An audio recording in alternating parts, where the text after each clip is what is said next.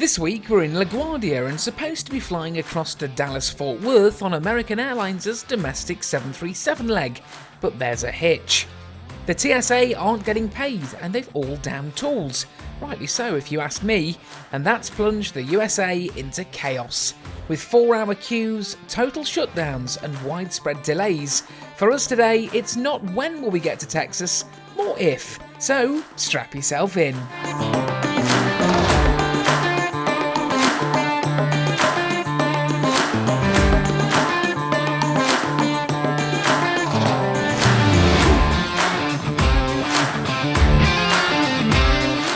Well, good morning and welcome to this week's video. Firstly, it kind of starts with a bit of an apology.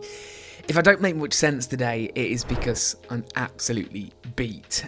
We landed into JFK last night, as you know, ahead of schedule with Finnair on their A350 in Premium Economy. And if you haven't seen that video, I'll pop a link up top as always.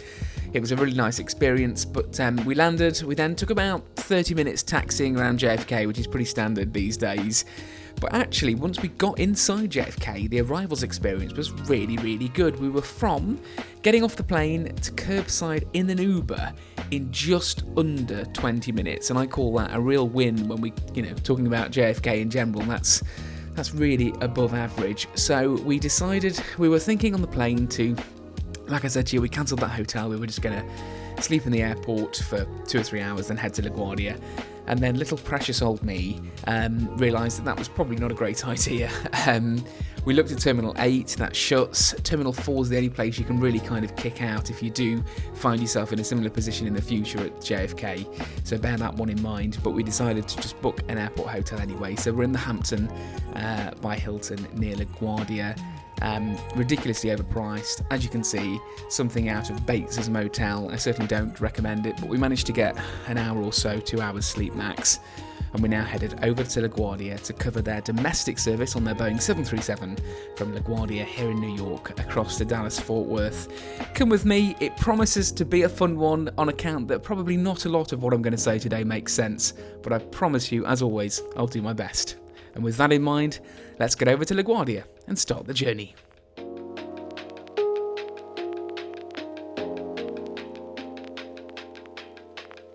Yep, if you hadn't already guessed it, the husband isn't a fan of early morning flights.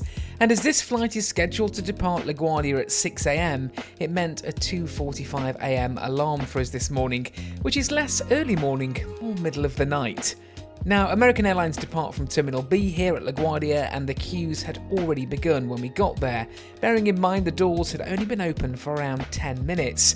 A lot of the kiosks were out of service and others just frozen and unresponsive. Not a great start to the morning. Well, here we are inside LaGuardia, and sometimes you just get that kind of bad feeling in your gut, and that's what I've got today. It is absolute chaos. I mean, there's just people absolutely everywhere. That's the TSA line, and that spans, probably talking the moment in time, about 50 minutes down to the end of the terminal, and they've estimated that in the next 10 to 50 minutes that's going to go well into the 90-minute mark. There's people turning up for flights, bearing in mind at the moment in time it's just before 3:30 in the morning. There's people turning up for flights at 11 a.m. and midday, so you can see the panic it's caused. That's then having a knock-on effect, and it's not necessarily being arranged efficiently, but of course not in the TSA's defence. It's difficult to arrange it efficiently, isn't it? You're having to go through and manually check each person. When are you flying? When are you not flying? What flight are you on? So we're hoping and praying. We're waiting. We tried to check our bags using the automated bag drop, which prints the tags for you, and it said it couldn't do that because we had no luggage entitlement for checked baggage, which we do. So that's obviously incorrect. So we'll do our very best to speak to American Airlines and get it sorted. But let's just say everything that was reported on the news about it being chaos was absolutely true. But keep the faith. I'm sure we'll get there in the end. I hope. It was at this point I decided to take a look at the ever-growing TSA security line. What a fool I am. It was now encroaching around 90 minutes, bearing in mind the doors to LaGuardia had only opened about 30 minutes before. So, still in the special services line, awaiting. There's a few more staff turning up now, so we're hoping that the line's going to get a bit shorter. We're pretty much near the front now anyway, so... But then we've got to join the dreaded TSA line. Currently around 90 minutes is the estimated wait time, so we've got about 90 minutes till our flight boards, which means at this moment in time, a very stressed kind of run through LaGuardia. Let's see what happens. I did say in that Qatar video all those many months ago, I've never missed a flight of my own accord anyway. I don't intend on starting to do it today. Today may just be the curse catching up with me. Who knows? My flight's at 11 a.m. Why are you here? Yeah, it's an awful thing as well. It's all right with the news reporting on this TSA kind of shutdown, but obviously that's had a trigger effect on everybody else turning up really early. And there's a woman in the queue down in the TSA queue that was being kicked out of the queue because she's here for a flight at 2 p.m, you know, and it's 3:30 a.m, well, 3:45 now, 3:45 a.m. here. So that's having a knock-on effect as well. So let's see what happens. We are hopeful, to say the least.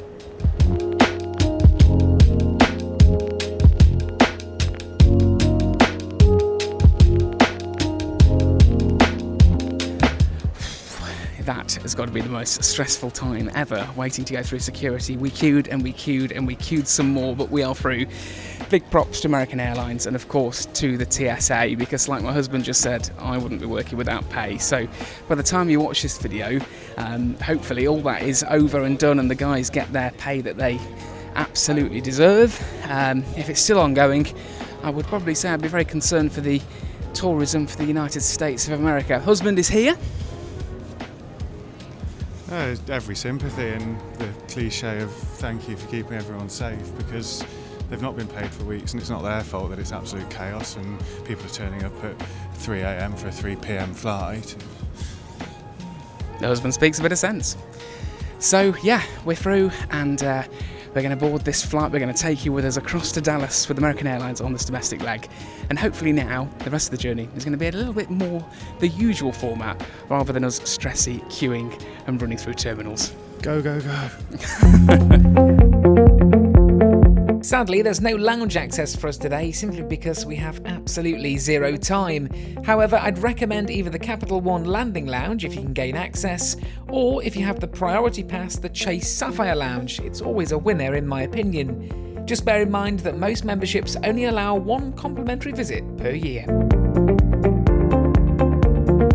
So we are going down to gate 11 and yeah, this is really quite tight, but people don't seem to be moving very quickly. So let's just hope that that's a good sign and that we might be ever so slightly delayed. But yeah, we're on our way and walking with some urgency. The husband's got his... Oh, I don't miss this.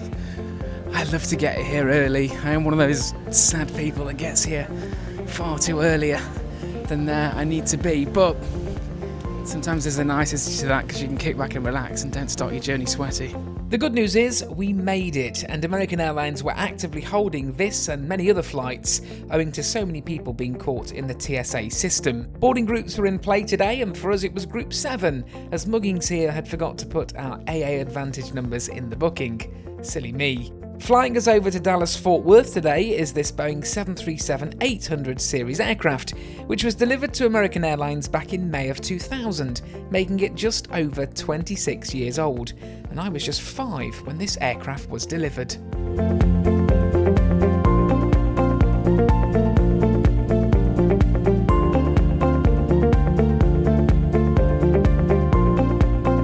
American's 737 is in a 3-3 seating layout, and here are our seats: 18F, the window, and 18E, the middle, for our ride over to Dallas-Fort Worth. So I am all aboard, as is the husband.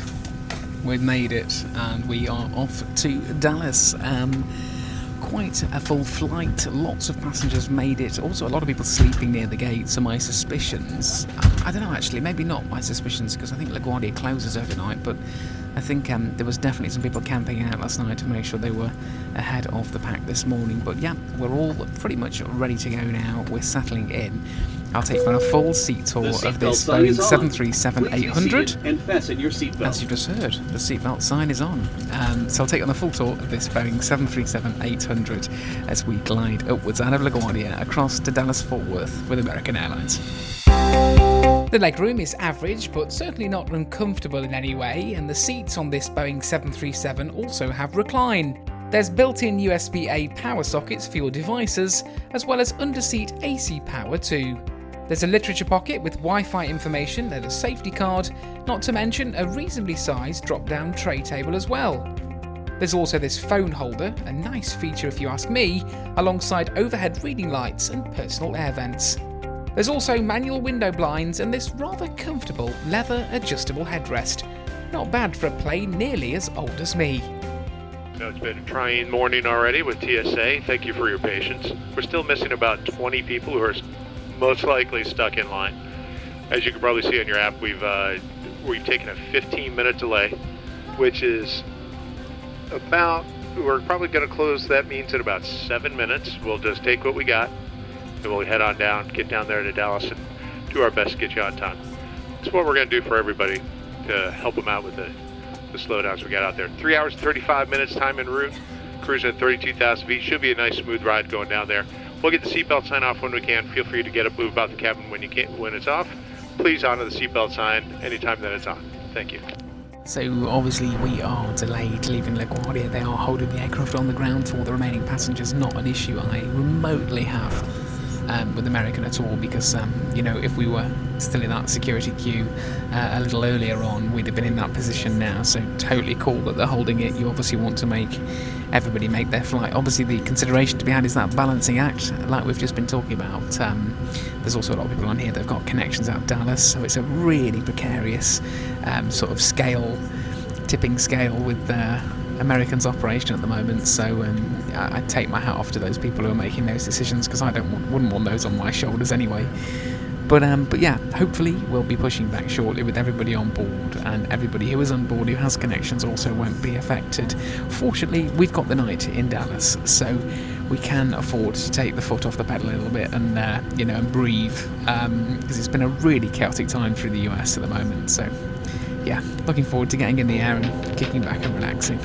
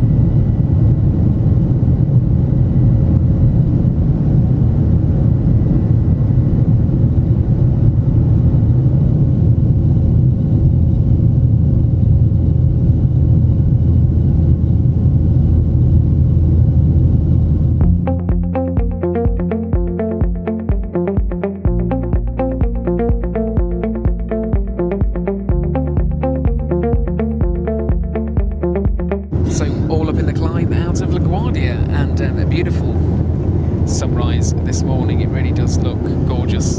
So yeah, really enjoying those views. It's always nice to depart LaGuardia, and just, I don't want to keep talking about it obviously because it's still quite raw for a lot of people, but thoughts and prayers to those involved in that accident last week, because it was really tragic. And also as well, I think it's tragic for anybody watching it on the news, but I think if you've worked in aviation, you'll know just how at a time like this everyone kind of comes together regardless of who you work for or what your job is, and that's definitely in play at LaGuardia today. We've seen a lot of that, so that, as awful as it was, it's nice to see. So yeah, we are climbing up out of LaGuardia. LaGuardia as we speak, and following that path over to Dallas-Fort Worth. Flight time today 3 hours 35 minutes on this Boeing 737, which was delivered all the way back in 2000, so it's nearly 26 years old, well over 26 years old actually. Apologies if I don't make much sense today, I'm absolutely shattered. I will do my very best to be on my top form game for you, but yeah, if I slip up, don't get at me too badly in the comments.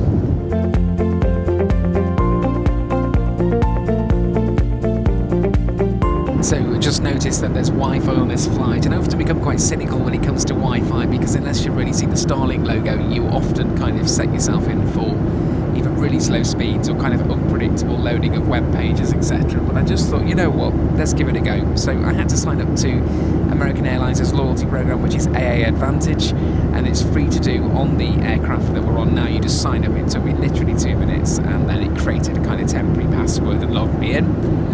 Just done a speed test on the Wi-Fi, and it's come in at over 100 meg download, which is insane.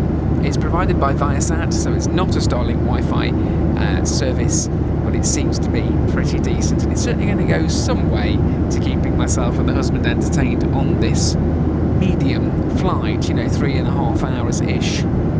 Long time to go.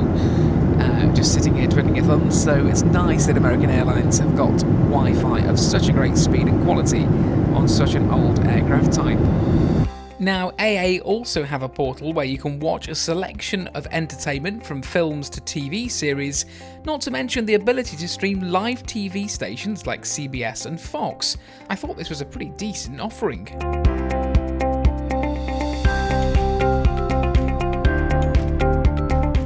So I've just seen a bit of movement, which can probably mean that there's some kind of service happening. I'm not too sure still if we get anything in economy or not. I did fly domestically between Dallas and Las Vegas about 4 years ago, and can't quite remotely remember if we got anything or not. So you are in for just as much of a surprise as I am. But we're about 50 minutes, nearly an hour into the flight now, and only just started to see a kind of hive of activity, but we did have quite a little bit of turbulence for the first 30 to 40 minutes. In the cruise it was quite bumpy, and the seatbelt sign has only literally just gone off in the last few minutes. So let's see what we get on board American Airlines' domestic flight over to Dallas. I doubt a free-course meal is on its way. The snack of choice today was a packet of AA 100 branded Biscoff biscuits, and either juice, still water, tea or coffee. I opted for a coffee with cream and decided to try my best then to get a little bit of well-earned rest.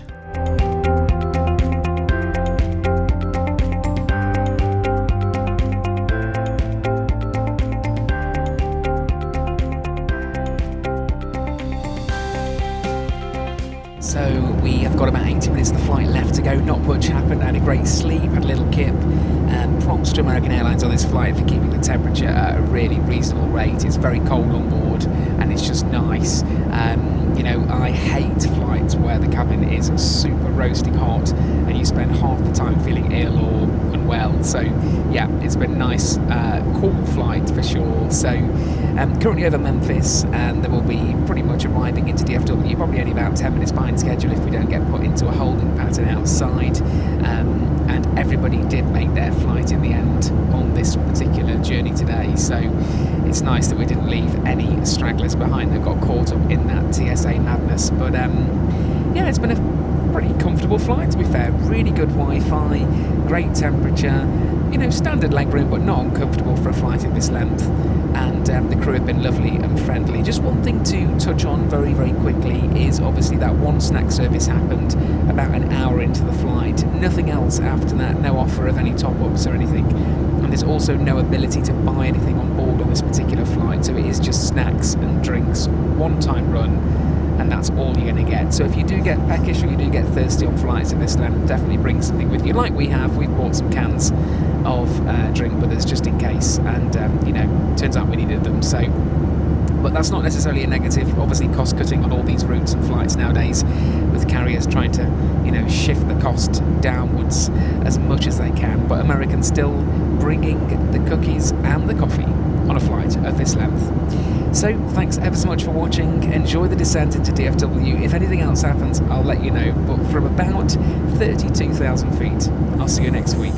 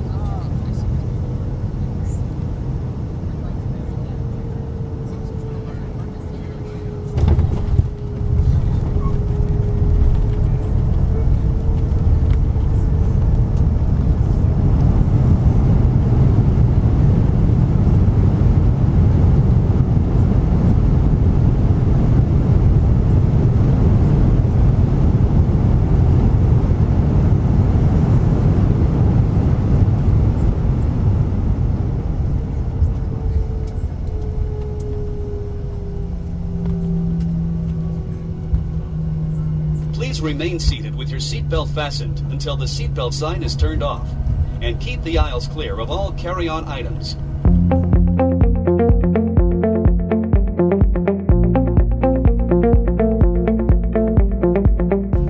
Well, that's a new one. If you've got a tight connection, press your call bell, and guess what? Everyone's pressed the call bell. I literally felt like I was on an episode of Supermarket Sweeper.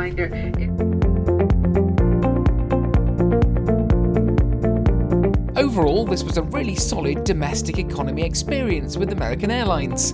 The seat was comfortable, the ride itself was smooth, and everything ran pretty much as you'd hope on a flight like this, despite the obvious complications at the start. A second snack service would have been a nice touch, especially on a longer route like LaGuardia to Dallas, but that aside, it's hard to fault the experience too much. All in all, a dependable and surprisingly comfortable journey.